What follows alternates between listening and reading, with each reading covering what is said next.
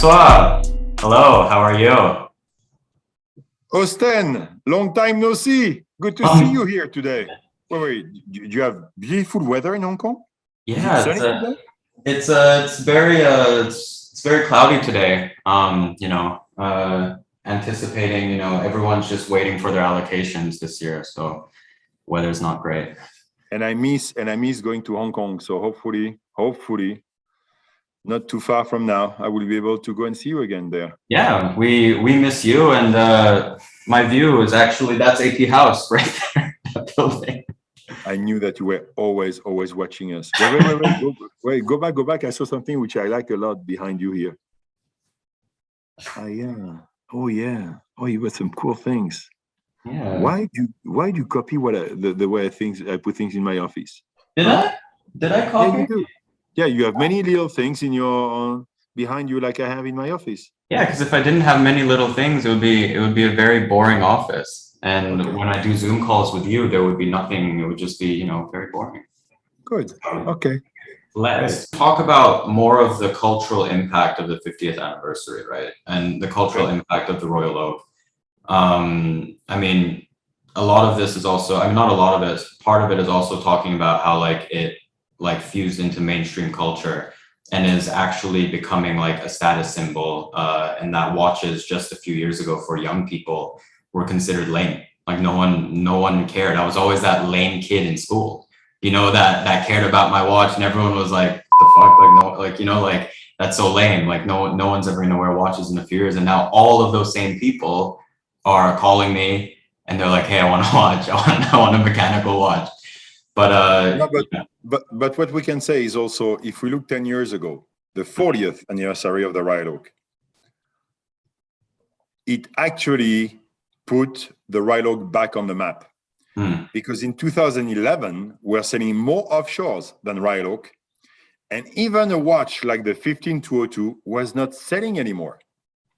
There were only two countries where the watch was performing well, Italy and Germany. The watch was also offered with discounts. And they were very minimal quantities. So we even thought at some point about stopping the model. Then the 40th anniversary came and we made a good job at telling the story and what was behind the entire collection. And that revived the line almost instantly. Instantly, we saw inquiries of the 15202. We saw inquiries from our museum for many, many things to find out more. We opened the door of education. yes. And through the course of the last 10 years, that's what we did. So Royal Oak took over from the Royal Oak Offshore collection. It's already a lot more. And when we look at all the developments for the years to come, we got to keep increasing quantities on the Royal Oak when the quantity of the offshore will increase just a little bit. But we'll have less references, much more depth in the collection, a lot of innovations as well, and introductions to the market. But we are reaching the 50th anniversary in a way of, we don't want to shout. We don't need to oversell. It's much more, we are at a stage where we got to now adjust in millimeters, in microns, and we got to play the same things with the way we promote the brand, the collections, the lines, the launches. It's a lot more organic, less we want to show who has the power. We are not in that mode. There is no big noise specifically on one watch for the 50th anniversary. Most of the lines have been facelifted. So you are talking about very minor adjustments, and many people will not even notice them. Only the very true specialist like you will say, okay, I saw this, and that. And we made a very serious point of making things as best as they could be, much more than, we got to introduce a Royal Oak with 20 million complications. No, that's not the point. The point is taking an icon, because we can call this watch an icon now, and say, what could we do to make it, to improve a little bit more, but just a touch, without going crazy. Introduction of mechanisms, yes. new automatic extra thin movement on the 16202. And I have to say that we developed that mechanism pretty quick compared to the 4302, even though it's more complicated. But the 4302 was a learning curve when the new the 7120 or 7121 is now, we knew how not to make the same mistakes. Yeah. That the facelift is for every single watch in the collection except the 15202. The 16202, sorry. Yeah. Every single watch from the 34 millimeter to the 41, every single watch had been facelifted. That will not only launch Rylox obviously this year, but there will be some code, concept, and offshores as well. So it's not going to be the full year on Rylox. So with these little touches here and there that will celebrate the 50th anniversary, but without shouting, if you understand what I tried to. But that's kind of also the best way to do it, because if you talk about the 40th anniversary, 2012, kind of the revival of the Royal Oak and kind of, you know, what started this craze that we're seeing now. I mean, the 15202, as you mentioned, it's not a new reference. It was in production for, I think, 21 years. But the design language was very different before. You know, the AP was at 12 o'clock. You know, it was different proportions aesthetically from the original 5402 ST from 1972, right? But 2012, the revival, you guys kind of just, it was an homage, basically paying respects, but with modern execution, modern dial executions, all of this type of stuff. And that's what led to people really resonating with the design language of the Royal Oak, which is a testament to the OG design. And what you guys are doing now is, you know, taking that to the next level, you know, with galvanic growth, logos, all this type of stuff that would have been impossible to do in 1972, but you're incorporating it into the modern version of that. And I think that that is, you know, it's beautiful. And again, congratulations on this launch. I mean, you know, I'm sure your phone is already blowing up like, you know, every second. You're probably going to have to get, you know, multiple phones this year. But it's immense. And the little touch with the 50 on the rotor is just, it's incredible. It will make, you know, this collection, doesn't matter what watch it is, whether it's the replacement of the 15500 or the replacement of the 16202, it doesn't matter what reference it is. People are going to want it, and people are going to want to yearn for it for this year because it is the 50th anniversary. That was a little trick, because we're thinking about what could we do just for the year that would make every single watch special. And then we came up with the idea of putting the rotor with the 50th anniversary logo, and we will stop obviously on the last day of production in 2022 will be around beginning of December. And from that moment on, you will see the new references, the same reference, but going with a normal rotor. So which means that, yes, every single watch made in 2022 will be special. And I've already made sure that no one will be able to try to cheat a bit the system by ordering just a rotor through the after-sale service. Nice, good.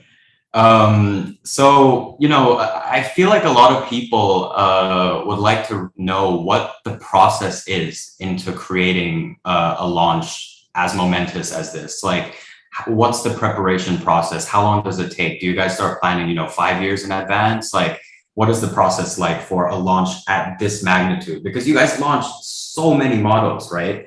And it's at a scale that is, you know, it's crazy. It's from the chronograph, which every purist has been asking for the past, what, 2 decades, for an in-house chronograph, Royal Oak, and it's finally here in steel. You know, just, yeah, what's the process? How long does it take? It's first of all, in terms of product developments, just product alone, it's a good 3 to 5 years. And we go through hoops, because sometimes we go for 6 months, 9 months on a product, then we start to see a prototype, and it doesn't work. It's not good enough, so we kill it. But then we have to rush to do something else. So product-wise, it's 3 to 5 years. Sorry. In terms of brand and the actual launch from the brand side, it's 3 years we start to think, and then we narrow it down to secure that in 2021, we're pretty much ready with everything. So 1 year before, everything's done, ready to go, set. We make minor adjustments, but everything is ready to go. We're already working now on the 150th anniversary of the company. Nice, in 5 years. No. Oh wait, 150th. Oh yeah, shit, in 3 years. Yeah. Oh my God. Yes. Yeah. That is going to be crazy as well. We are pretty much, and actually we are pretty much set on the product side. Amazing. That's already. Okay. So, I mean, I'm assuming since no remaster is coming out this year, maybe that year might be, something good. Any teasers? What? What? No. What? What? I don't think it's a bad connection, Francois. No, it's a very bad connection right now. It's a very bad connection. It's the worst connection ever. All right. So moving on. So that was the past 50 years of the Royal Oak. You guys experimented. You guys were the first brand to launch ultra complicated watches in in the sports watch, basically. Where do you see the next 50 years of the Royal Oak? Is it going along the lines of what you just said in terms of tweaking, making everything a little bit better, staying true to the more original size, 39 millimeter type range, or is it experimenting with more, ultra complications, or is it a little bit of both? It's everything. What I can say is, and it's not only for Royal Oak, it's for Audemars Piguet. We've always looked at new materials. We are working as we speak on new materials because the graal for the industry would actually find materials which are absolutely impossible to either scratch or break, or that could change colors automatically. Yeah. Like the last, I know that I'm not supposed to mention other brands, but it's not in the watch world, so it's okay. But I love the last BMW. Oh, yes. Colors. Yes. That's a cool thing. Awesome. It's awesome. Imagine if your watch could do that and not being digital. Yes. Okay. Imagine movements that could be lit. Okay. There are so many things we are working on, and obviously new ideas of complication. What functions would actually people want to see in their watches? We could actually launch a worldwide contest or survey or say, what would people want to see as informations on their watches? That could be a cool thing to do. You could actually do that, Austen. I could give you the mission. Okay, yeah.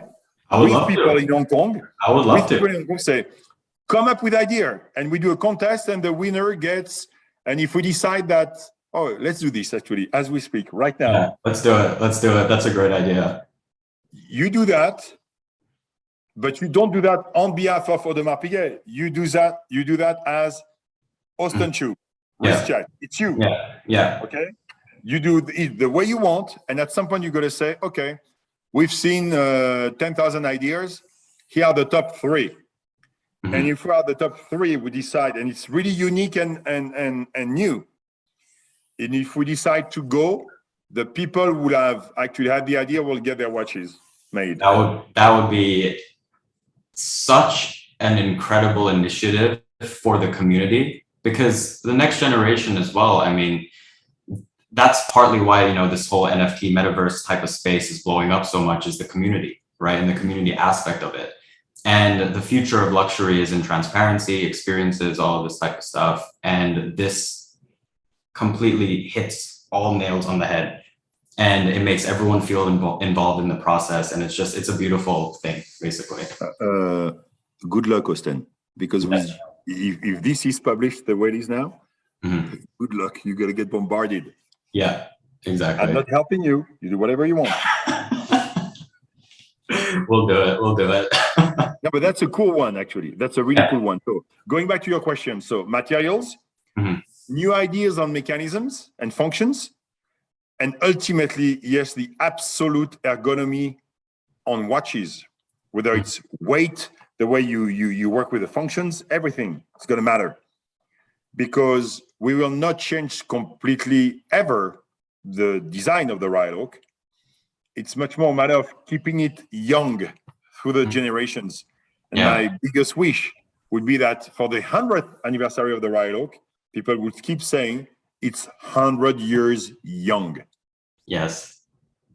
Yes. I love that. I love that. And it will happen. I mean, honestly, the design is just, I remember being, I don't know, like 12 or 13. And when I just started getting into watches, and that was the watch, it was a 15202 at the time, I think. And it was the watch that really just tugged at my heartstrings and like spoke to me emotionally. And I had no idea what the price was, no idea what the brand was, none of that.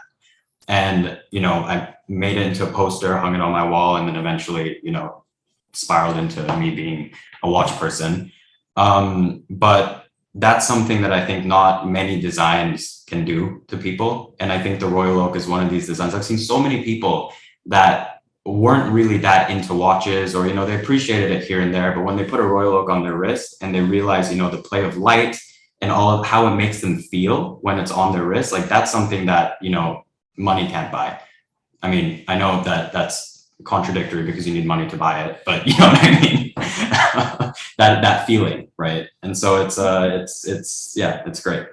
And so another thing let's talk about is you were a big proponent in driving pop culture into not only the brand, but you know, it had a humongous impact on pop culture at large. You know, and a lot of that stemmed from hip hop.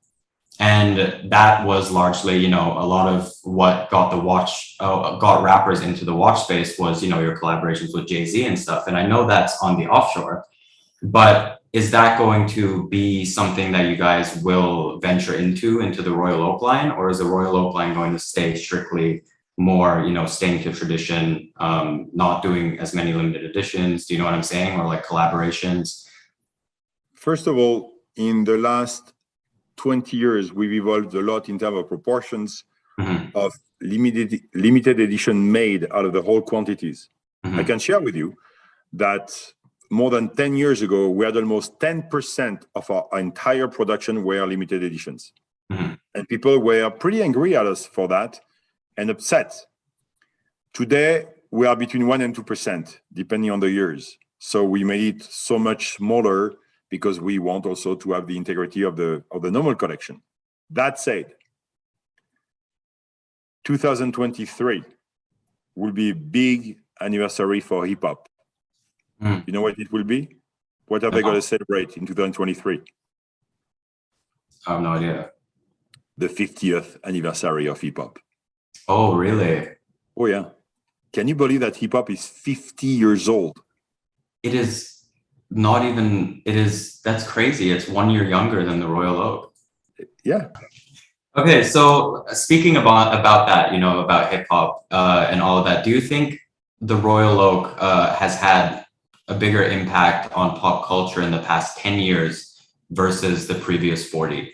And is that due to, you know, social media, all of this type of stuff? But, you know, at least for myself and the people that I speak to, they seem, you know, the Royal Oak 10 years ago, 15 years ago, not, unless you were a watch nerd, you wouldn't really know about it. Whereas right now it's like getting to a point where like kind of the average person that's kind of into the culture will obviously all know what a Royal Oak is, whereas that wasn't the case before. First of all, I would say that we've seen the biggest change that we've seen over the last 10 years is the merger of worlds.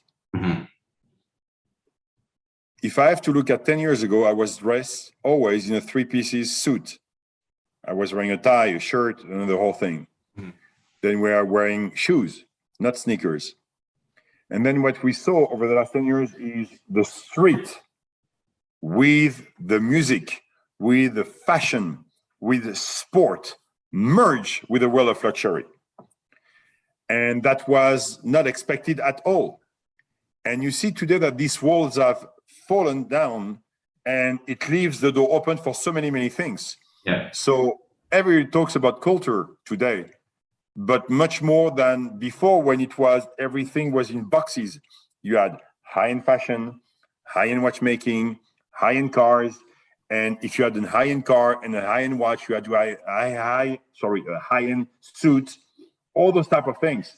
Now You can cross in any way, shape, or form, and even wear a digital watch sometimes on your expensive car and wearing a pretty expensive sweater or jersey or whatever you want to call it, or sneakers, and nobody judges anymore.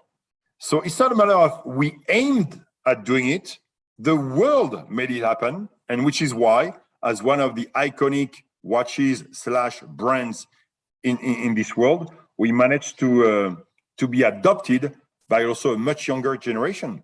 Over the last 3 to 4 years, we've seen an arrival of young people actually coming to the world of watchmaking, not only Audemars Piguet, but also with Audemars Piguet, without us being able to say exactly why they join the community. Mm-hmm. It's not, you have to think about it that way. Through the brainstorming session that we have about marketing and everything, we could say, oh, if we do this, so we're going to guarantee that this specific crowd is going to join us. It never works that way. Never. It could work for coffee, chocolate, yogurts, bread, whatever, but not for 40,000 or 50,000 watches. It never works that way. Yeah. So as much as we want to stay true to our values and remaining who we are as a brand, we would have never expected to see what we've seen lately happening, which is kind of funny because if you look at it, I'm from a generation that was fed by the parents about life. Mm-hmm. We learned everything from our parents. We could never bring value to our parents as kids because they were feeding us with everything. In today's world, there is a complete exchange. The kids are teaching their parents as much as the parents are teaching things.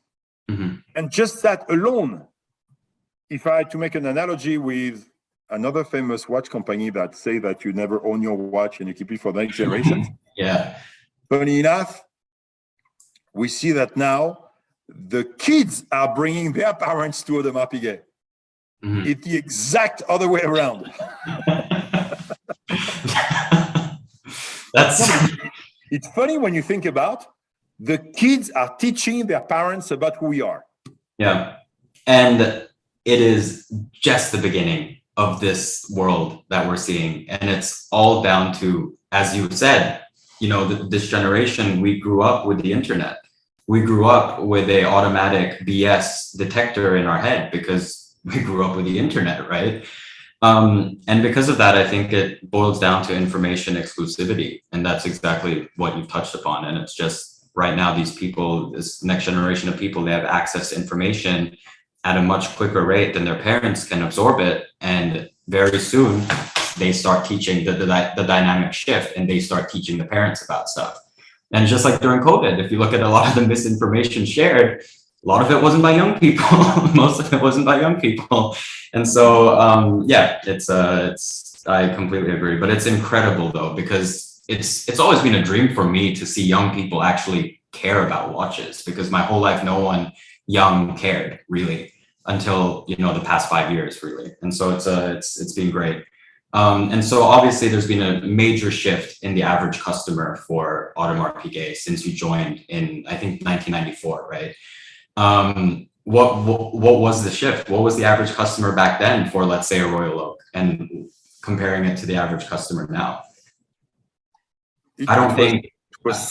First of all, we are not making that many watches. I think in 1994 we were making 12 or 13,000 watches a year.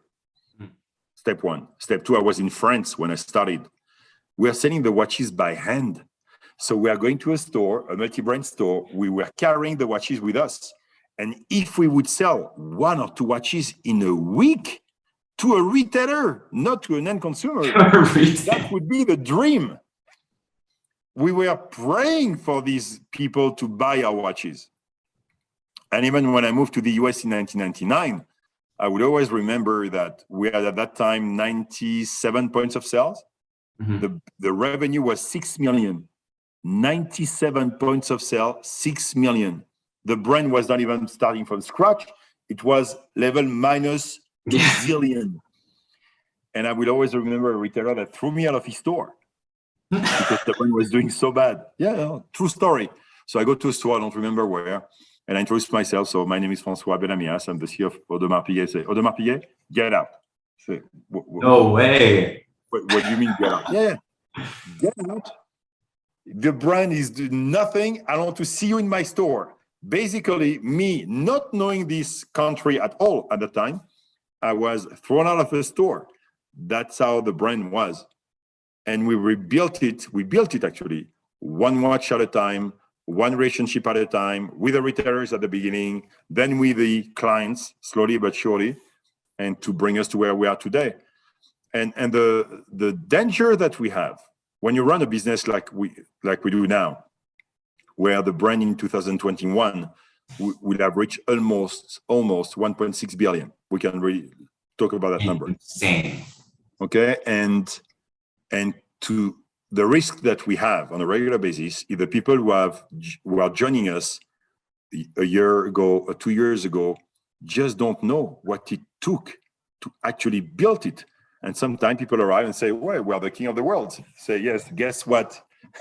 You're sitting in your chair right now in a position which is good because of the hard work that everybody put for so many years. When I joined the company, we were 300 people. Now we are 2,500 people. Mm-hmm. So one of the major goals that we'll have to work on for the years to come also will be to keep our momentum very humble, in a sense of we love success, we love to do better, we love this innovation and the introduction to novelties and everything, we love the celebrations, but we also have to remain very careful of making sure that the client experience will not only be the same, but will improve down the road. Mm-hmm. And today, that's the biggest challenge for most of the luxury companies. Most of the time, you do not get the right experience. It happens with us. We are far from being perfect. And our number one goal will be to work on that for the years to come, because we could have the best possible collection, but at some point, we have to improve the way we also talk to people and deal with them. Yeah, no, I completely agree. Especially when the brand is going in the trajectory that you are, where more and more people want your product, and supply just simply cannot keep up with demand. And so, I mean, what are your views on the meteoric rise of references such as, the 15202, the black ceramics, all the double balance wheels over the past few years? Because, I mean, I remember when 15202 STs were, under 30% retail, under 20% retail, and you can easily buy them, people would thank you. That has completely flipped right now, but I view it as a double-edged sword. It's great because finally, things like this is a market situation like this is actually what also helps bring in new blood into the space, and it brings in a new wave of interest, and it brings in a new wave of potential customers into the space. But again, it makes watch collecting a lot less attainable for less affluent enthusiasts. And I mean, for brands like AP, how do you guys think about dealing with new clients, or someone that, is just trying to get into the brand this year, or just trying to get into the brand next year? First of all, this year, especially this year, we've made a point of keeping a very serious allocation for people who are not Audemars Piguet clients yet. So even though we've allocated a lot of watches to our existing clients, and that's normal on the year of a celebration like this, we kept a lot of watches on the side to be able to tell newcomers, yes. That said, that's still not the perfect answer, because we'll have a lot of time to say no, because we have a lot more demand that we'll be able to actually deliver. And just to make it clear, many times, the people who are telling us and complaining that they cannot get access to the watches could also be the one that would go away from the watches. It would start to make so many more. And guess what? There is not a fine line where we as a brand can assess what's the right number. Yeah. And I'm going to share a secret with you, which is not such a big one, but for you to understand, we deliver watches every month. Okay. And let's say, for argument's sake, in 2022, it will be 50,000 watches. To make it simple, let's say 4,000 watches a month. Okay. If I deliver 50 pieces to the world of one reference, the watches go, there is no question, nothing done. It goes, it's perfect. If I deliver 110, we start to see that they don't move as well. 90, it's still right. 112 out. You're talking about nothing. And that line, it's so difficult to know exactly where we can play with it and how we can play with it. And even though I think we're pretty good at managing inventory and everything, it's difficult for us to assess how many watches can we deliver to a market or how many quantities of a single reference we can make through a year. Yesterday, we spoke about this actually in a product committee where we're saying, what's the maximum number of watches we should make for a single reference, no matter what it is? And we had a widespread from people's answers. And we came up with a number that we're not going to share. Nice try, though. But I think we will be okay with that. And to the question that people ask and say, are you playing with us, the clients? The answer is absolutely not. We're not. We have real constraints of manufacturing because of the place, the people. We're investing a lot of money as we speak to be able to increase our quantities by potentially 30% for the next 30 years. A lot of money for not so many more watches. So it's not a game. That's just the fact that, a little bit like vineyards, by the way. Vineyards. You have some vineyards in whether it's in the US or in France, where you got a maximum capacities of bottles, no matter what. And if you push to make a little bit more, then the quality is gone. That's the same. Yeah. No, and I mean, it's amazing that, I agree, because I mean, even like Louis Audemars and Auguste Piguet, when they founded the brand, I mean, it's not like they had the mission of wanting everyone on earth to eventually wear an AP, right? It's just right now it's getting to the point where through the exclusivity of information of being not exclusive anymore, the whole world wants APs now. But that is not, it's just the situation. It's the market. But I agree, if you guys start making more quality, all of the things will get compromised, right? And so you guys have to stick true to the product. And we can increase production, but very organically, very slowly, to make sure that we do everything by the book. Yeah, no, exactly. And so, I mean, with that said, where do you see, this is a more general question, but where do you see Audemars Piguet over the next 10 years? Is it more Royal Oak? Is it focusing more on code? Is it? We want code to take its place in the collection. So you will see already next year a big move in that direction. We are pretty amazed about the success of code now, because it's serious. It's there, not only on the simple watches, but also on complications, which is always a good sign. When the haute couture sells well, then the normal line goes together, which is very, very important. So we know that now there is ground to grow that collection and making a big part. And if I had to be honest with you, we have projections to potentially increase quantities, but as I said before, very gradually. Without sharing the exact number, I can tell you one thing. The markets, all our CEOs worldwide, came up with quantities for 2025 that are absolutely impossible to attain, but impossible. And not talking, they want 57,000 and we can make only 55,000. Without sharing the number, I can tell you that the spread between what they want and what we will actually make is more than 20,000. Okay? Which is, so the markets are saying we could do so much more. We are saying we won't be able to.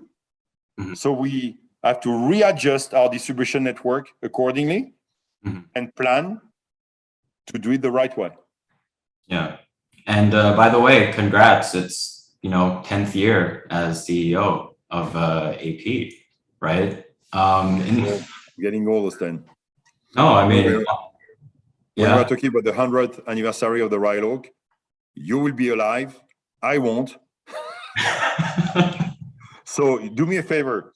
When you will celebrate, because in 50 years, you will be what now? 76? I will be, 75. 75. Okay. For your 75th birthday, you will be behind the screen talking to people dressed. No, your avatar actually. Yeah, in the metaverse. Exactly. With metaverse. And you will have just a thought for me. Okay. Because we remember that we'll have spoken about this 100th anniversary of the Royal Oak. I'll play this Zoom recording, on that day, on the 100th anniversary. Maybe you will find my grave in the metaverse, and you will just talk to the people from my grave.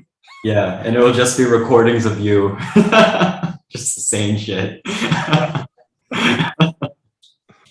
But honestly, I don't know if there's many questions more, but thank you so much for taking the time for doing this interview right after the launch of the biggest.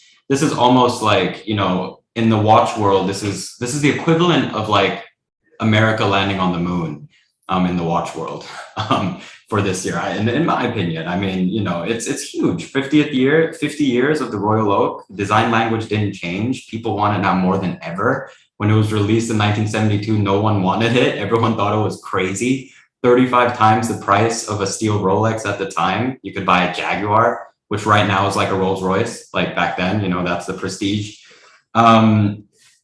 Insane. And so thank you for taking the time. I've got one small question which has nothing to do with the watch world. Yes. Out of the three little things behind you, yes. on your right, yes. which one are you? Are you the red, the green, or I don't see if it's blue or black. Oh, wait, these three? No. Yes, those. These three, which one am I? Yes. I am definitely probably the second one. The middle one? Yes. Okay, so I'm on your left. I'm the red one. You're the red one? So I will always be watching. You'll always be watching. I'll always have eyes closed. Thank you. Thank you so much, Francois, for taking the time to talk about the Royal Oak 50th anniversary, the future of AP, and your journey with the brand. You've always been one of the figures that I've respected the most in the industry. And, to see what you've managed to do over the past 10 years has been nothing short of incredible. At the same time, while increasing volume and increasing revenue, while doing that also by cutting distributors, that's, as a business person, that's quite crazy. And anyways, thank you for taking the time and good luck for the rest of the year. I hope you get new phones so your WhatsApp doesn't blow up all the time. And I hope I see you very soon.